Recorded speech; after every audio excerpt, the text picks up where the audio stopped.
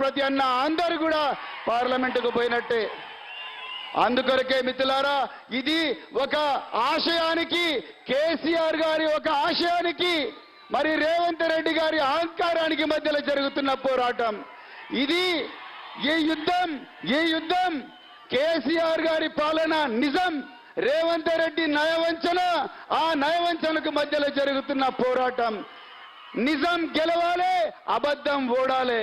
కొండ చిలువలు ఓడిపోవాలి, చలిచీమల లాంటి మనమందరం కూడా గెలవాలి. మిత్రులారా, ఈ యుద్ధం తెలంగాణ కోసం త్యాగం చేసిన అమరవీరులకు మధ్యలో, తెలంగాణ అమరవీరుల ఆశయాలకు ద్రోహం చేసిన కాంగ్రెస్ బీజేపీలకు మధ్య జరుగుతున్న పోరాటం.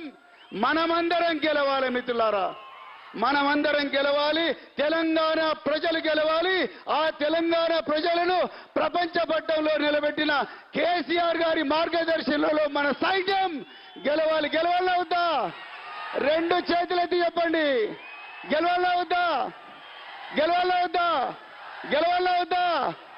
కారు గుర్తుకే, కారు గుర్తుకే, కారు గుర్తుకే కేసీఆర్ గారి నాయకత్వం. గట్టిగా చెప్పండి చివరి వరకు కూడా, కేసీఆర్ గారి నాయకత్వం, కేసీఆర్ గారి నాయకత్వం. జై తెలంగాణ. ధన్యవాదాలు. ఇప్పుడు పెద్దలు గౌరవనీయులు తెలంగాణ ఆవిర్భావానికి మూల కారకులు, తెలంగాణ తొలి ముఖ్యమంత్రి, భారత రాష్ట్ర సమితి అధినేత, మనందరికి కూడా మార్గదర్శకులు పెద్దలు గౌరవనీయులు శ్రీ కేసీఆర్ గారిని తమ విలువైన సందేశాన్ని ఈ నాగర్ కర్నూల్ పార్లమెంటు జన సముద్రానికి ఇవ్వాల్సిందిగా నేను కోరుకుంటున్నాను. థాంక్యూ.